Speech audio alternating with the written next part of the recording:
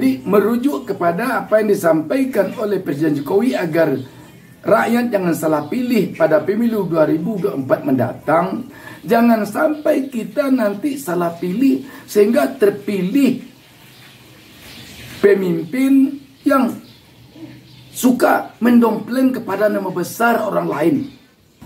Suatu contoh, kalau ada tokoh yang sukanya mendompleng kepada nama besar Presiden Jokowi contohnya, dia selalu mengharapkan agar Presiden Jokowi mengendorse dia, menyatakan dukungan kepadanya. Nanti kalau dia terpilih, dia nanti akan menjadi bayang-bayang dari Pak Jokowi.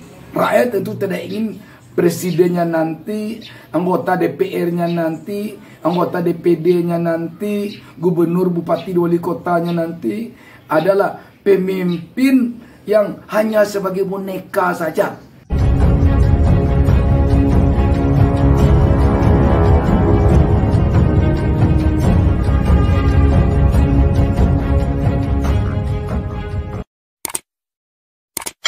Assalamualaikum warahmatullahi wabarakatuh.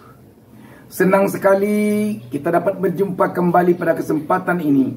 Saya Bustami Narda, insya Allah tidak akan lupa mendoakan seluruh pemirsa agar mendapatkan keberkahan hidup dari Allah Subhanahu wa Ta'ala, Tuhan Yang Maha Esa. Sahabat BN, kita semenjak beberapa waktu ini hampir selalu mendengar penekanan dari setiap pidato yang disampaikan Presiden Jokowi pada berbagai kesempatan penting. Apa itu? Dia menekankan agar pada pemilu 2024 nanti tidak salah pilih. Ini penekanan Presiden Jokowi kalau kita perhatikan dalam berbagai kesempatan. Maksud Pak Jokowi ini apa? Ini yang sulit kita selami. Yang paling tahu tentu Pak Jokowi. Malah Pak Jokowi mengatakan jangan sampai negara kita seperti negara yang ada di Amerika Latin. Pada tahun 1960-an dia telah masuk ke negara berkembang. Tetapi sampai sekarang masih juga berada dalam kondisi negara berkembang. Mungkin Pak Jokowi mengatakan ini adalah akibat salah pilih. Berangkat dari apa yang disampaikan Pak Jokowi ini pada pemilu yang akan datang, terutama di dalam memilih presiden, mungkin ada beberapa hal yang perlu kita perhatikan. Yang pertama, jangan sampai kita nanti terpilih presiden pembohong. Jangan sampai orang yang suka berbohong yang kita pilih jadi presiden. Apa tanda-tandanya seorang pembohong kalau dia nanti jadi pemimpin, katakanlah jadi presiden? Mungkin ini termasuk juga menjadi anggota DPR dan DPD. Ciri-ciri orang pembohong kalau dia jadi pemimpin, ketika dia menjadi calon, di saat dia datang ke tengah-tengah masyarakat, tidak akan memperlihatkan keaslian dirinya. Dia akan memoles dirinya dengan berpura-pura. Dia berpura-pura menjadi orang merakyat. Contohnya ketemu orang di jalan ditegur, anak kecil dicium-cium, makan di tempat-tempat yang sederhana. Bahkan dia mau joget-joget di tempat orang biasa supaya dikatakan dia merakyat. Setelah itu, ketika dia menjadi calon, dia suka memberikan hal-hal yang sepertinya menyogok rakyat. Contoh, Dia dengan mudah memberikan sembako, memberikan amplop. Siapa yang mau datang ke acara saya kasih sembako. Siapa yang mau datang berkumpul menemui saya kasih amplop untuk pulang. Ini ciri-ciri orang atau tokoh yang nanti kalau jadi dia jadi presiden, ataupun kalau dia jadi anggota DPR, kalau dia jadi gubernur, wakil gubernur, menjadi gubernur, bupati, wali kota, dia nanti akan berbohong aja kerjanya tuh, akan menyogok aja kerjanya, akan menyuap aja kerjanya itu. Makanya jangan kita salah pilih nanti pada pemilu 2024. Kalau kita sempat memilih orang yang suka pencitraan, berpura-pura merakyat, berpura-pura ini, berpura-pura jadi orang jujur, berpura-pura jadi orang baik, berpura-pura jadi orang sederhana. Tapi itu pura-pura saja. Yang aslinya kebalikan dari itu. Dan suka seperti orang dermawan. Muncul saja dermawannya. Dermawan memberi sembako beribu-ribu kantong. Dermawan memberikan amplop beribu-ribu amplop. Kayak orang dermawan aja dia. Padahal di balik itu mungkin saja dia bicara, sekarang sembako saya kamu ambil, sekarang uang dalam amplop saya kamu ambil. Rasain kamu besok kalau saya menjadi presiden, kalau saya menjadi wakil presiden, kalau saya menjadi anggota DPR, kalau saya menjadi anggota DPD, kalau saya menjadi gubernur, bupati, wali kota. Rasain. Mungkin itu dalam hatinya. Sebab tidak ada makan siang yang gratis. Kalau orang mau rugi pertama, tidak ada dia yang akan tidak mau untung nantinya. Itu. Jadi waspadai, jangan salah pilih dalam pemilu nanti. Jangan salah pilih. Berikutnya, yang juga mungkin bisa membuat rakyat atau kita ini salah pilih adalah orang yang sewaktu-waktu dia pura-pura jadi ulama, pura-pura jadi pendeta, pura-pura jadi biksu. Dia pura-pura. Kalau datang kampanye, yang tidak biasanya pakai sorban, pakai sorban. Yang tidak biasanya pakai jubah, dia pakai jubah. Yang tidak biasanya dia di pangkal namanya dibuatnya haji. Sekarang di mana-mana spanduk ditulisnya Haji A, Haji B. Orang ini kalau tidak hati-hati kita, dia nanti dia bisa menjadi pemimpin pembohong nanti. Itu kan berbohong, berpura-pura. Kalaupun haji tidak dibuat pun orang tahu itu. Allah tahu bahwa dia haji. Ngapa ditempel-tempelkan? Kalau selama ini tidak juga ada haji. Kalau selama ini dia tidak pakai jubah, tidak pakai sorban, tidak pakai baju koko. Sekarang dibuat-buat begitu. Untuk apa? Untuk memperlihatkan kepada rakyat bahwa dia itu, oh ini kita pilih ini. Ini kan alim ini. Ini kan dekat dengan agama ini. Padahal asli di dalamnya tidak. Malah dia mendengar azan bisa jadi dia marah. Kok azan keras? Allah itu maha mendengar. Kok azan keras? Tidak tahu dia bahwa azan itu bukan memanggil Allah. Tapi azan itu memanggil orang umat Islam untuk sholat. Marah dia azan keras. Jadi jangan sampai kita salah pilih.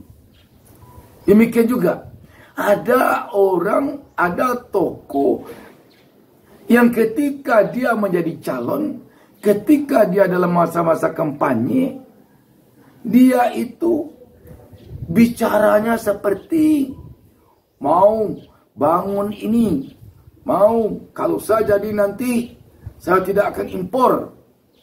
Kalau saya jadi nanti saya akan tingkatkan ekonomi kita 7%. Kalau saya jadi nanti, saya akan begini begitu. Kalau orang terlalu banyak berjanji, jangan sampai kita linglung atau terpedaya oleh janjinya itu. Biasanya orang yang banyak berjanji, sulit dia untuk menepati. Kalau sebelum jadi pejabat, dia berjanji tidak akan impor, ada kalanya itu kebalikan yang datang. Dia impor terus itu. Kalau sebelumnya dia berjanji akan menaikkan perekonomian dengan 7%, ada kalanya kebalikan dari itu. Orang yang suka mengumbar-umbar janji itu biasanya orang yang sudah panik dia bagaimana untuk mendapatkan suara. Saya lakukan saja semuanya. Biasanya kalau dia akan datang ke satu provinsi, bertemu dengan rakyat di sana, disuruhnya timnya dulu datang ke sana. Coba kamu lihat di sana apa keinginan rakyat. Nanti dicatat semuanya. Setelah dia kembali dicatat apa keinginan rakyat di provinsi A, kemudian dia mau bangun ini, dia mau jalan itu, dia bangun ini. Nanti ketika dia sampai di sana bicara dengan rakyat, rakyat dikumpulkan dengan memberikan sembako supaya banyak datang, dengan memberikan amplop supaya banyak datang. Dia bicara di sana. Saya kalau nanti terpilih menjadi ini, saya akan bangun ini, akan adakan ini sesuai dengan apa catatan yang dibawa oleh timnya tadi dari sana. Apakah dia berpikir nanti, oh ini mungkin tidak bisa saya tepati, dan ini janji saya ini mungkin tidak mampu saya lakukan. Dia tidak berpikir itu. Yang penting janji aja dulu. Kalau tidak hati-hati kita, tokoh, orang, pejabat seperti ini, kalau dia nanti terpilih, dia tidak akan punya niat untuk menepati janjinya itu. Kalau periode kedua dia maju lagi, nanti dia akan buat janji baru lagi dengan berbagai dalih janjinya ini dia poles. Orang-orang begitu biasanya dia kurang punya rasa malu itu. Malu baginya tidak ada. Sekarang A katanya, besok pagi B. Ketika orang mencibirkan dia tidak malu. Yang penting maksudnya sampai.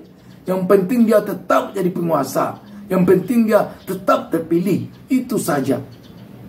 Makanya sekali lagi, merujuk kepada apa yang disampaikan oleh Presiden Jokowi, agar kita jangan salah pilih. Maka benar, jangan sampai kita salah pilih pada pemilu mendatang.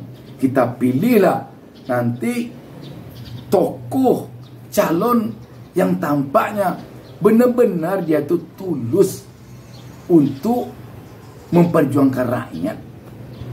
Ketulusannya akan tampak dari sikapnya. Apa sikapnya? Yang pertama, orang tulus, orang yang tidak pembohong itu, orang yang tidak suka mengubar-ubar janji itu adalah orang yang ketaatannya kepada agamanya memang benar-benar taat. Ini kunci. Dia lebih takut kepada Tuhannya daripada kepada siapapun. Sehingga kalau dia berbohong, kalau dia berdusta kepada rakyat, dia takut akan dikutuk oleh Tuhan, akan dikutuk oleh Allah Subhanahu wa taala, Tuhan Yang Maha Esa. Dia takut. Seseorang yang taat kepada agamanya, dia akan meyakini bahwa Tuhannya maha melihat, maha mengetahui apa yang ada dalam hatinya, apa yang ada dalam pikirannya. Karena itu dia akan takut berbeda antara kata dengan perbuatannya. Dia akan takut berpura-pura kepada rakyat. Dia akan takut berjanji kepada rakyat. Merujuk kepada apa yang disampaikan oleh Presiden Jokowi agar rakyat jangan salah pilih pada pemilu 2024 mendatang.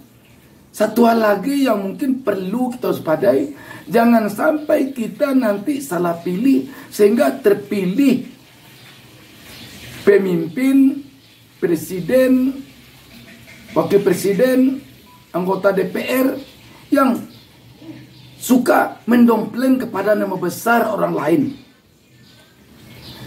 Kalau yang mendompleng kepada nama besar orang lain yang terpilih nanti, besar kemungkinan dia akan selalu dibayang-bayangi oleh orang atau tokoh tempat dia mendompleng itu.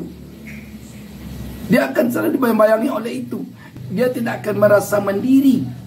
Betul-betul dia berpedoman kepada rakyat semata.